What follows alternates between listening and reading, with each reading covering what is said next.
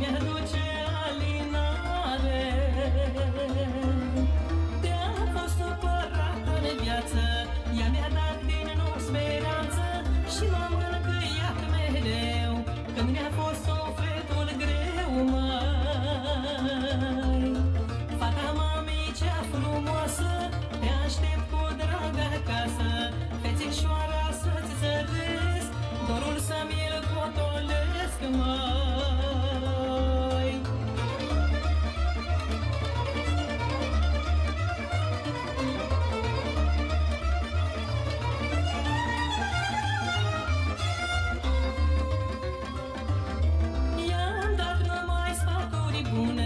Să le ia cu ea în lume, să-și amintească mereu atunci când va da de greu, măi.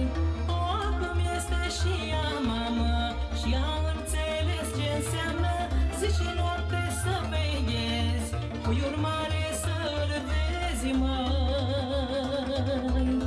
Fata mamei cea frumoasă, te aștept cu drag acasă, fețișoara să-ți zăresc, dorul să mi-l potolesc, măi.